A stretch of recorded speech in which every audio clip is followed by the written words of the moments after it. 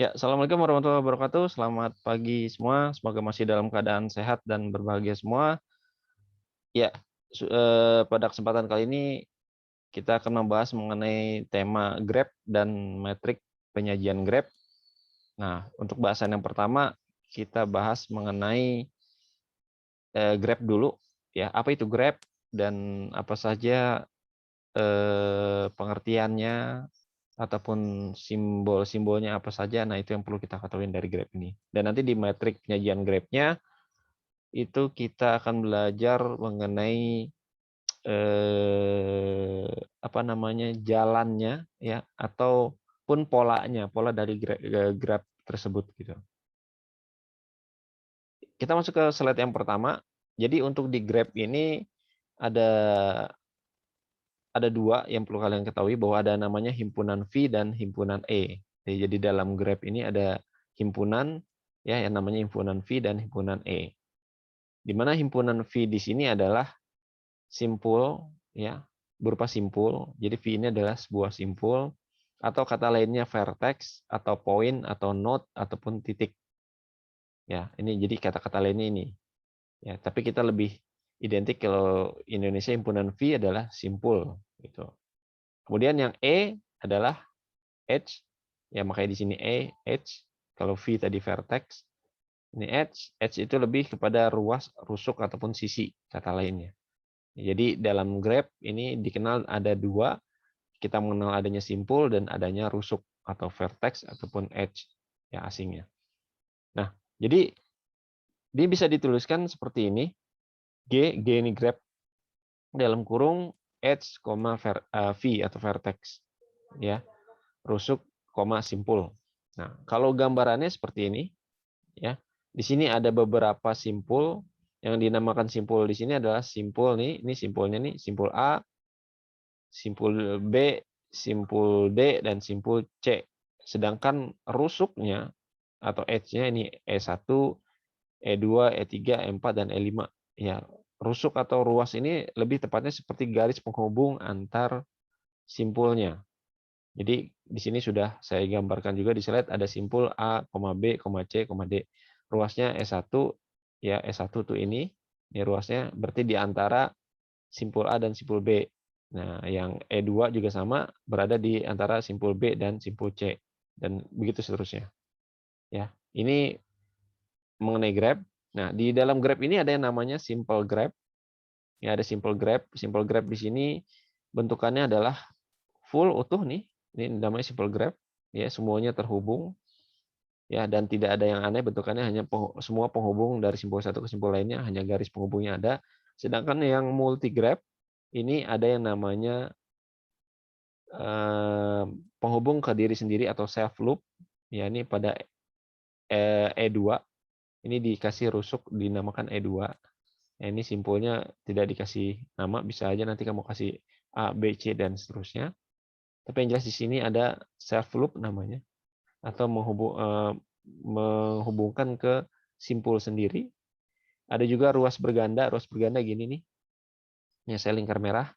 Jadi penghubung kedua simpul ini kiri kanan, namun jalannya berbeda atau ruasnya berbeda, E5 dan E6. Ini disebut dengan ruas berganda. Kemudian ada Grab. Grab. Kalau Grab kayak nyebut itu ya, kendaraan. Grab. Nah, ini bentukan lainnya ya, yang simple dan utuh. Ini Grab utuh, ya grafik utuh ini. Kemudian ini adalah subgrab-nya. Ya, subgrab-nya artinya sebagiannya yang diambil atau kita ambil kotak ini aja nih. Ya, sehingga untuk penulisan sub-nya perbedaannya adalah ada kutipnya. Jadi kalau ada penulisan Grab yang ada mengandung kutip di atasnya, berarti dia adalah sebuah subgrab dari Grab. Ya, mudah-mudahan ini bisa dipahami. Terus yang berikutnya adalah Grab berlabel. Nah, Grab berlabel di sini ini sudah kita tentukan nilainya di setiap ruas. Ya, 4, 3, 2 ini setiap ruas ini sudah kita berikan nilainya. Ya. Kemudian di titik-titiknya ya. ya, titik penghubung titik-titik ini adalah simpul-simpulnya. Makanya di sini bisa kita sebut dengan DH ya, atau disebut dengan bobot atau panjang dari ruas E. Makanya tulisannya D dalam kurung E sama dengan ini 4, ini 3, ini 2, dan seterusnya. Ini sudah kita berikan nilai. Kemudian ada sebutan lagi namanya derajat grab. Nah, di sini derajat grab ada simpul A, B, C, D. Nah, penulisannya adalah dV. Kalau D dalam kurung V, kalau tadi kan D dalam kurung E. Nah, ini disebut dengan derajat grab atau banyaknya ruas yang menghubungi simpul V. Ini dengan rumus dV-nya sama dengan 2 kali banyaknya ruas.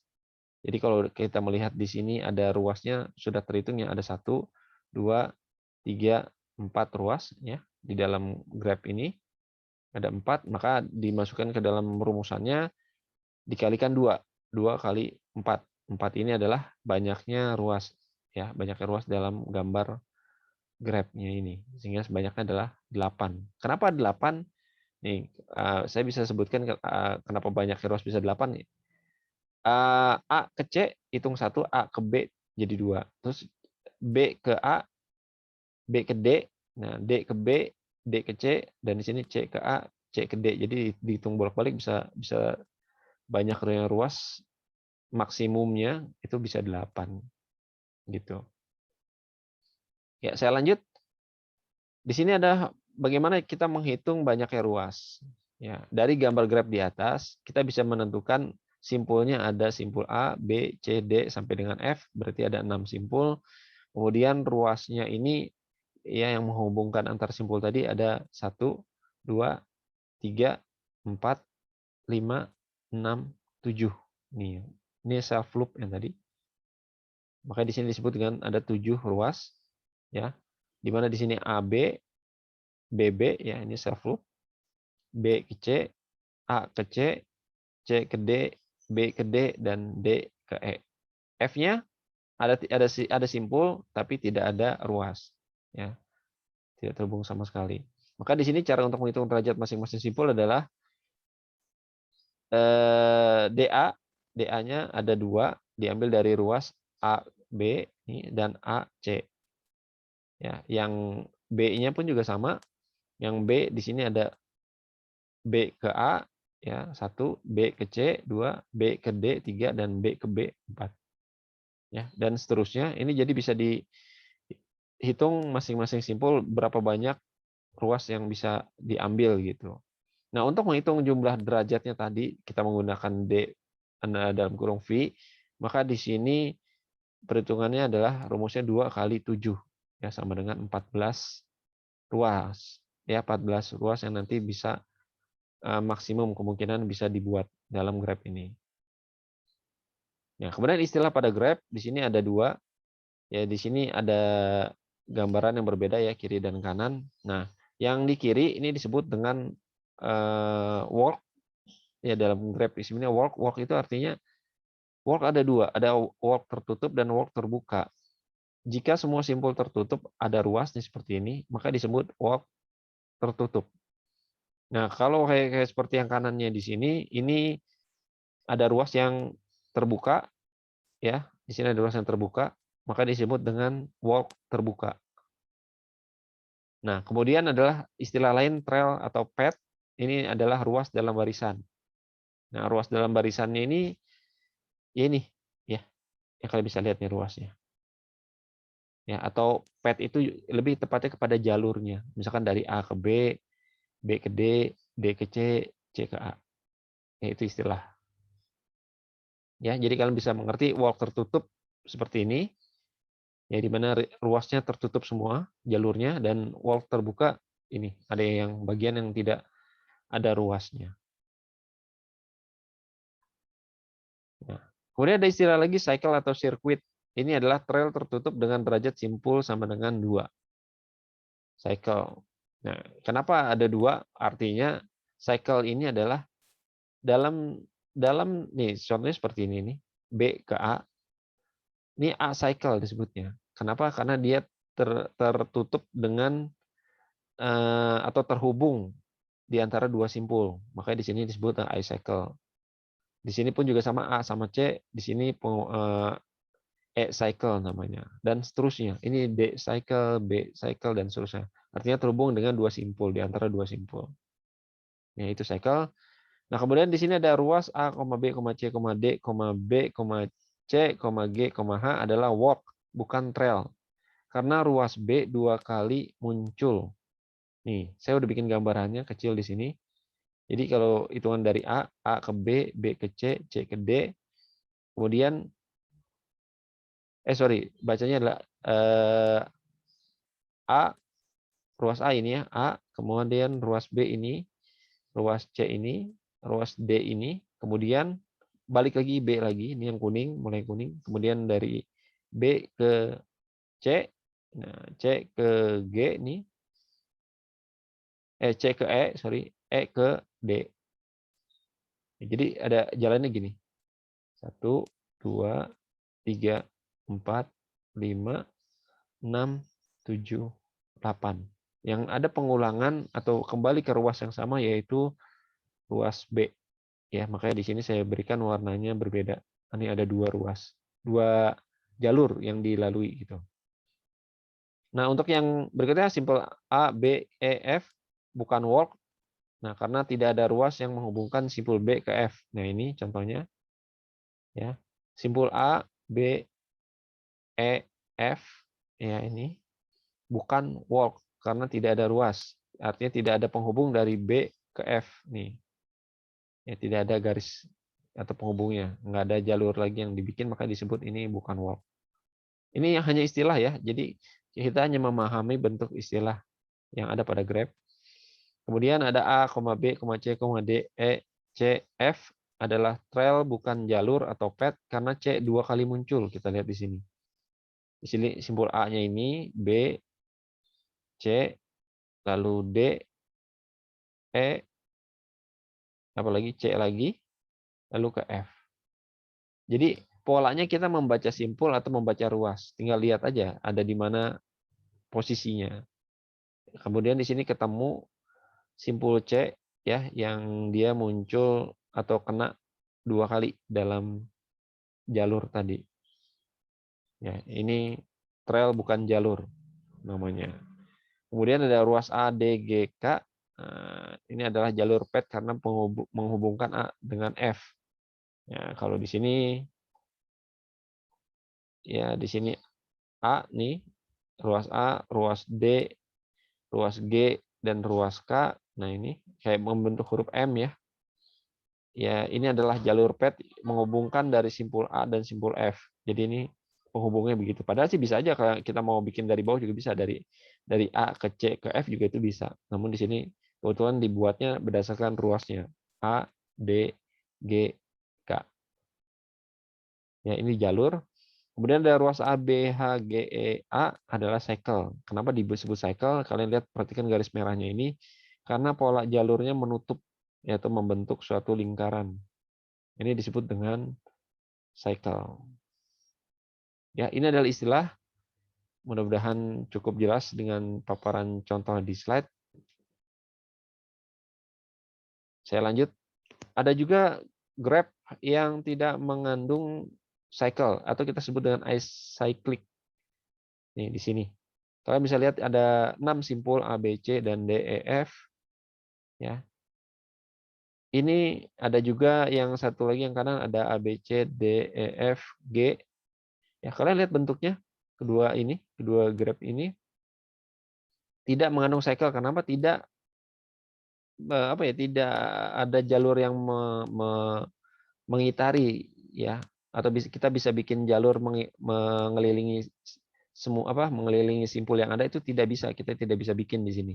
Ini pun juga kita tidak bisa bikin. Ya, makanya tidak bisa dibuat jalur cycle. Nah, kalau yang bawah pun juga sama, ini terlihat misalkan ada dua graph di sini. Ya, misalkan terlihat antara D dan A tidak ada jalur karena ini terputus ya, simpul A, simpul D ini sudah beda, tuh beda, nggak ada ruas, jadi tidak bisa kita hubungkan atau bikin jalur. Nah, ini disebut dengan cyclic. Ya, artinya graph yang tidak mengandung cycle atau tidak bisa membuat jalur secara melingkar. Nah, istilah lain ada yang namanya graph terarah atau direct graph. Di sini maksimum jumlah busur dari simpul adalah n kurung buka n-1. Nih. Di sini graph berarah itu sama ya seperti di awal tadi, di mana sebutannya di sini dengan D untuk direct, kemudian vertex, kemudian A-nya V-nya simpul, A-nya arcus, tuh kata lainnya arcus. Kalau tadi ada edge, ini ada arcus. Ya, sama-sama ruas juga, cuman bedanya kenapa di sini A? Kalau tadi edge tanpa ada panahnya ini, kalau A ini arcus ini ada panahnya. Jadi ada arahnya. Kita jalurnya ini ke arah mana? Kalau tadi kan nggak ada ya. Untuk arcus ada. Jadi kalau dari gambaran di slide ini ada 4 buah V ya, atau vertex atau simpul, 1 2 3 4. Nah, ini 4 simpul. Dan ada 7 arcus ya dengan anak panahnya. Kalian bisa lihat di sini sesuai dengan panahnya ya.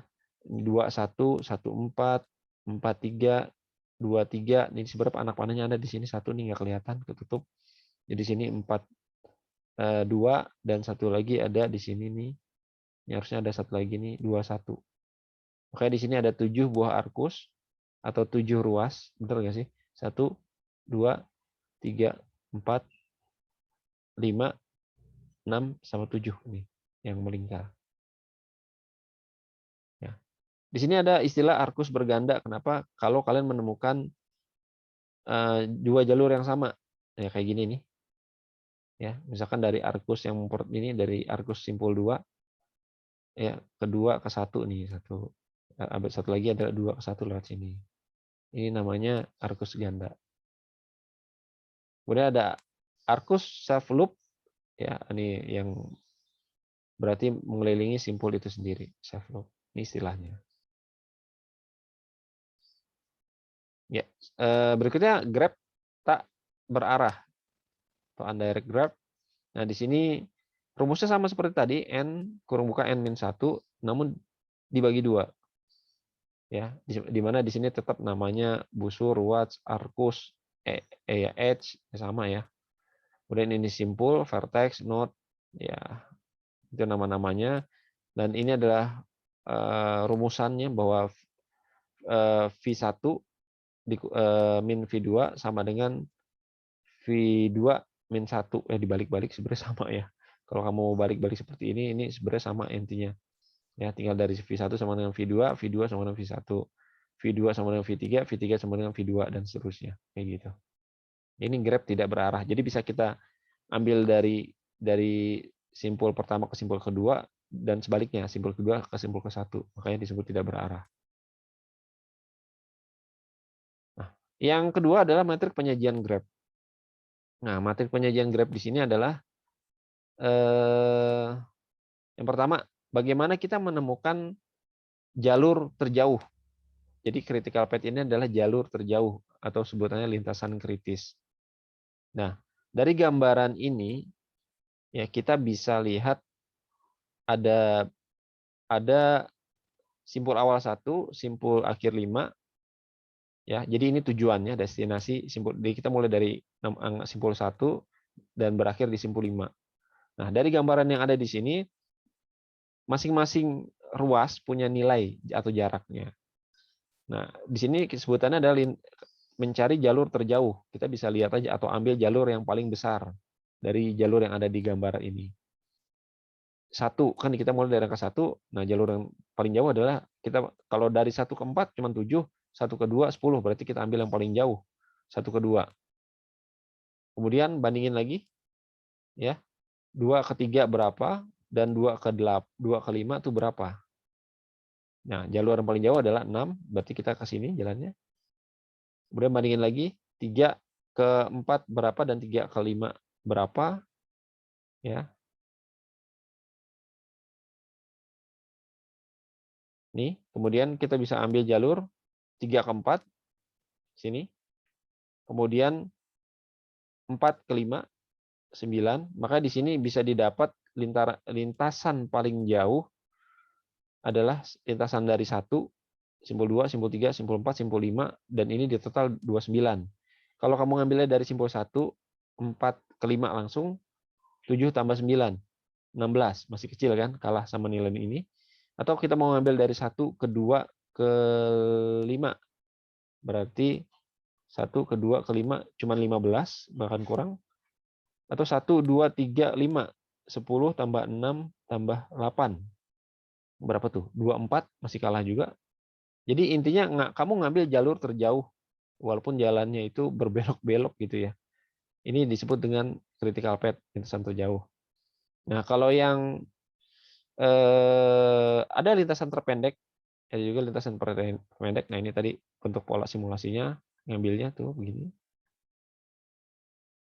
Ya, ini lintasan paling jauhnya.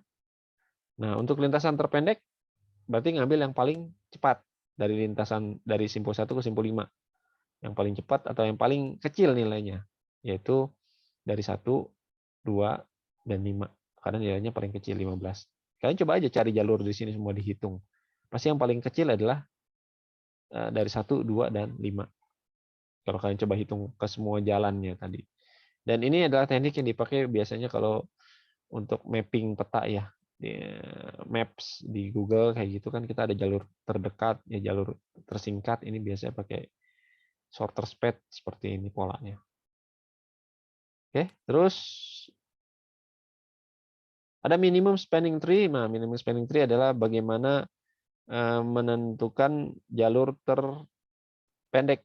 Ya, sama kayak shortest path tadi. Di sini kalian bisa lihat simpul V1, V2 10, V1 ke V4 7. Berarti pola yang dari mulai dari simpul V1 ada yang paling dekat adalah ini, jalur atau bobot 7 yang kita pilih. Jadi ini adalah pemilihan yang paling kecil. Minimum spanning tree adalah kita memilih jalur yang paling kecil. Terus dari V4 juga sama, ya di sini ada 4 ke sini, dari sini ada ke 9, maka kita ambil yang apa namanya 4 gitu ya. Maka di sini bobot yang dipilih adalah minimumnya 4. Oke, itu sehingga didapat jalur seperti ini. Ini adalah jalur minimum spanning tree yang bisa didapat ya dengan mengambil jalur paling kecil nilainya atau paling pendek. Ya, ini polanya dari gambar yang ini menjadi ini. Ya, ini adalah penelusuran grab bisa dilakukan dengan dua cara, pakai DFS dan BVS, Deep First Search sama Breadth First Search. Yang pertama, Deep First Search adalah ini penelusuran jalur sesuai pergerakan, namun tidak akan kembali ke simpul yang sudah dilewatin. Seperti ini. Ya, misalkan di sini ada V1 jalan ke V2, dari V2 ke V4, V4 ke V8, V8 ke V5 karena menghabiskan dari yang sebelah kiri dulu. Lalu dari V5 langsung ke V6, ya ke sini tidak bisa karena sudah dimulai dari sini, langsung ke sini. Lalu ke V3, V3 ke V7, nah V7 ke V8 karena tujuan akhirnya adalah ke 8. Ya ini udah stop. Jadi kalau dibikin secara metrik gambar tabel, kalian bisa lihat pola angka satunya ada di mana nih. Ya, pola angka satunya.